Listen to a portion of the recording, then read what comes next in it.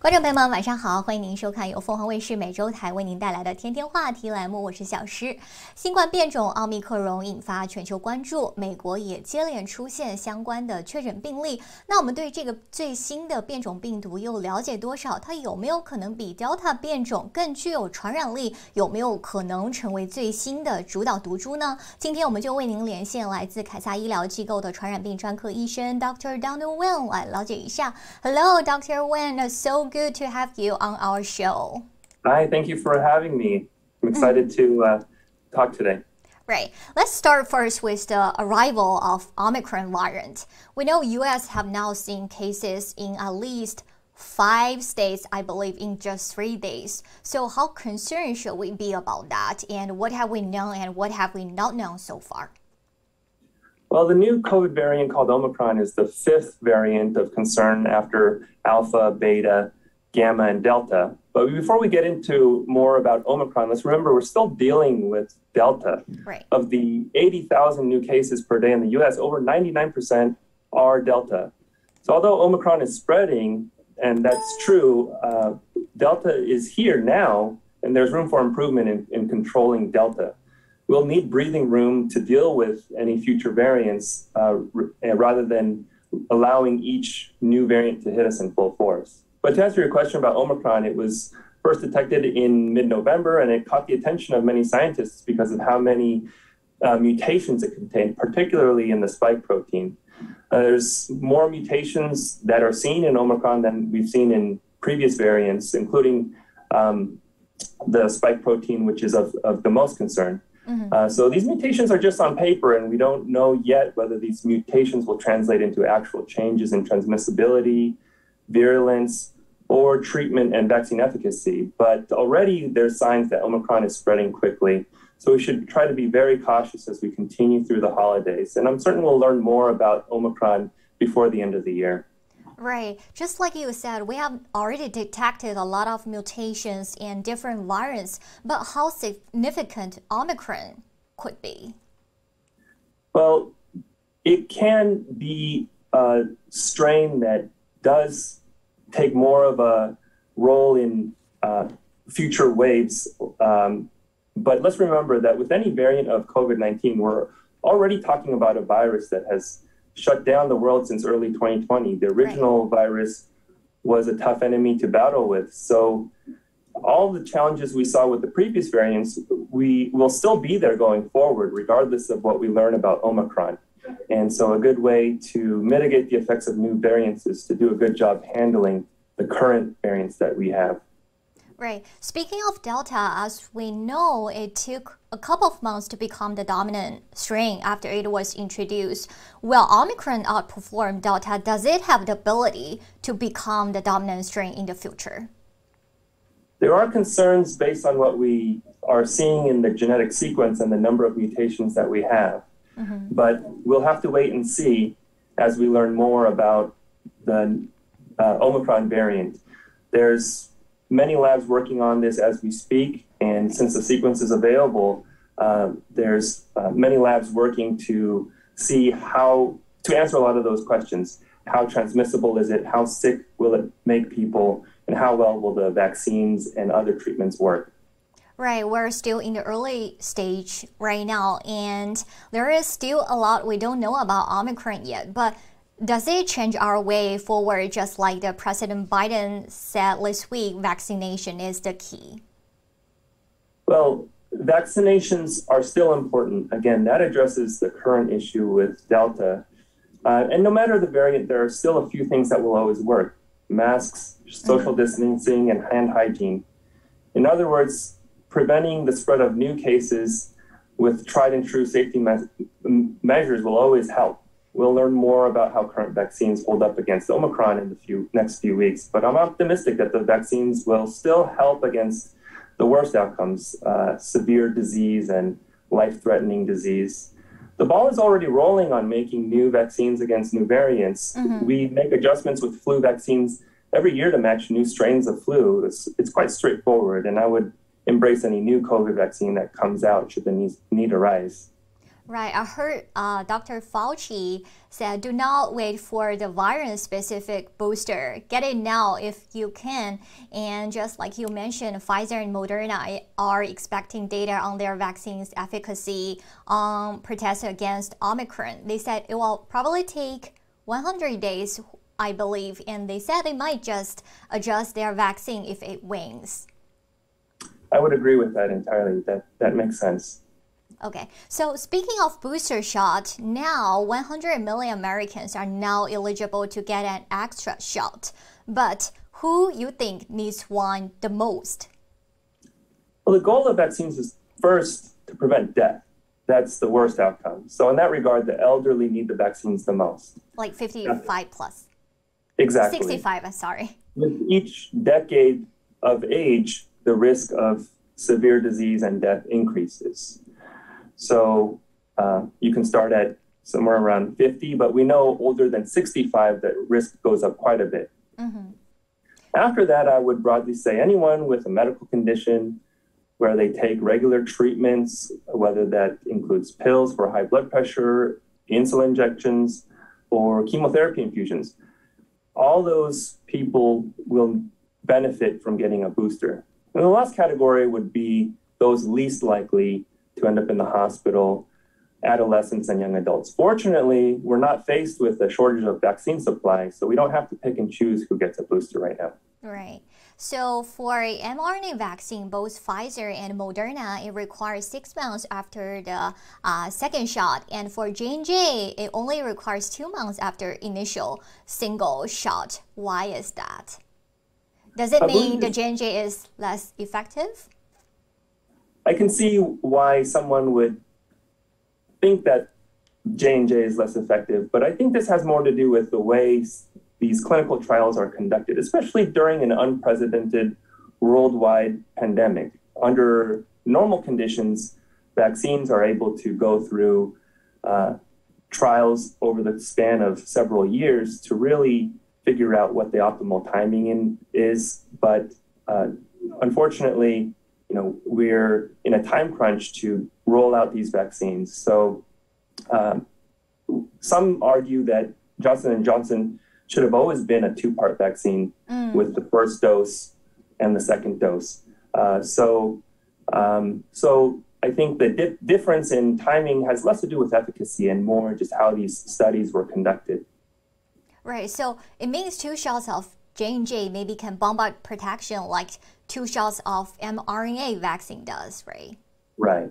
So do you recommend people who get J&J at the initial series can get another brand like Pfizer or Moderna will have better efficacy? Right. Those studies have been done, and there is a comparison between how you mix and match those vaccines. But overall, the message is that you can get any combination of vaccines. There's a few exceptions. Mm-hmm.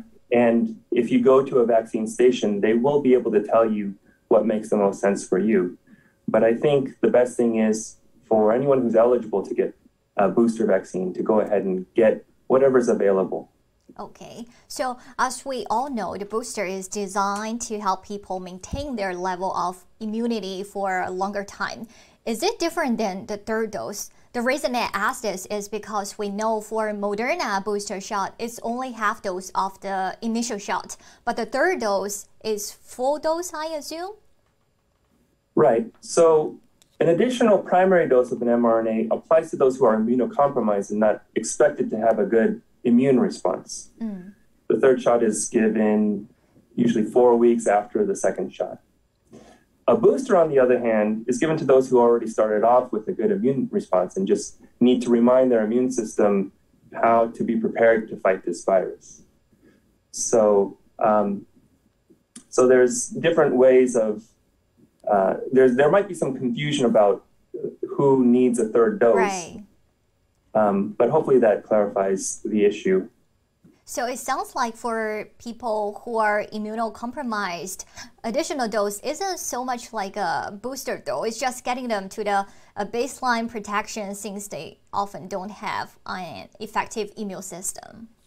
Exactly. In other vaccines, there are strategies to double the dose of the vaccine to get someone whose immune system is weak to mount that response. Right. Can you clarify who or what kind of underlying conditions can be defined as immunocompromised?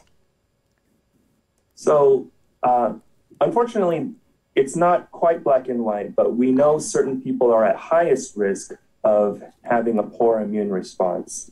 So, anyone who with a disease or treatment that affects their ability to respond to vaccines, we think mostly about persons with cancer, transplanted organs, those taking high doses of corticosteroids such as prednisone for a long time, and various genetic conditions that make it difficult for them to respond to vaccines.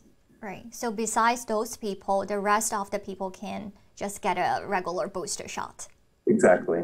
Right. Do you think there is an immediate urgency for the vast majority of people to get a booster based on the current situation? Not only because we have detected Omicron, but also we have noticed dozens of states' cases rate have increased as winter comes.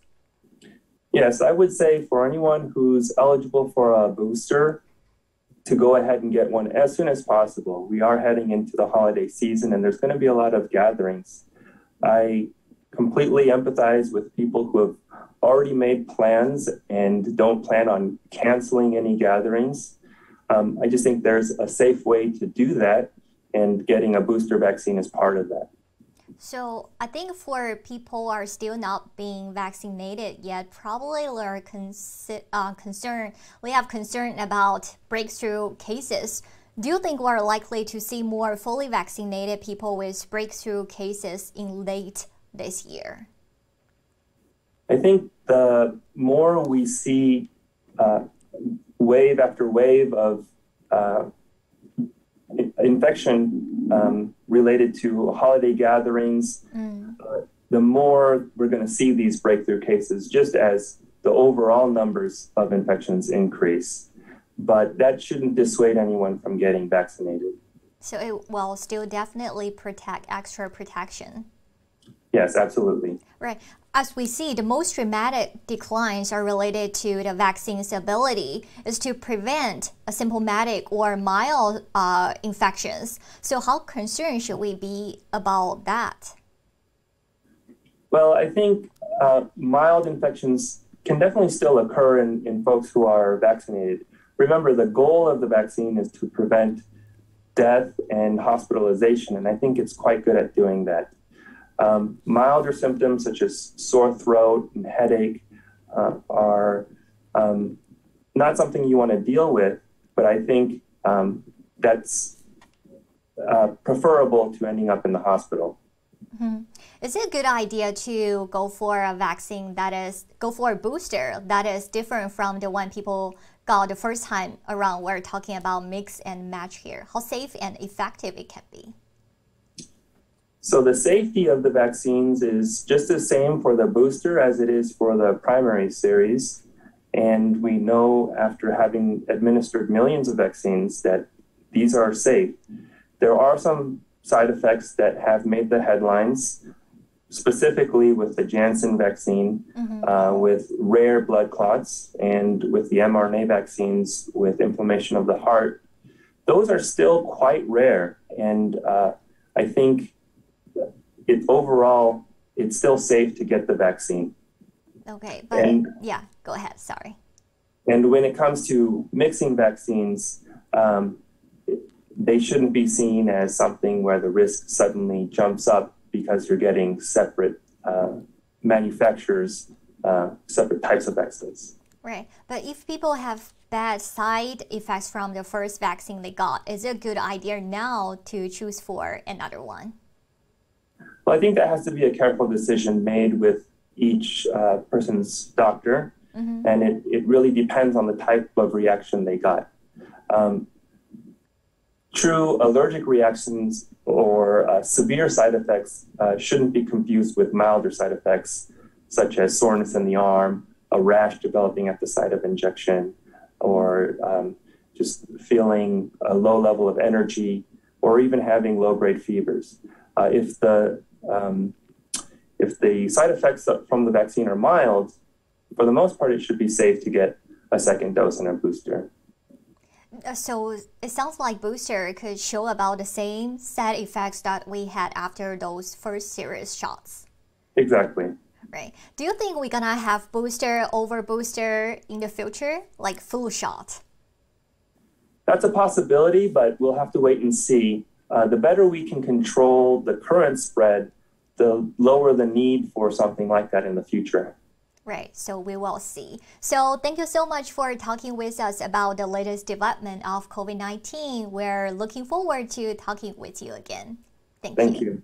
那也非常感谢电视机前观众朋友们的收看，我们下期再见，祝你晚安。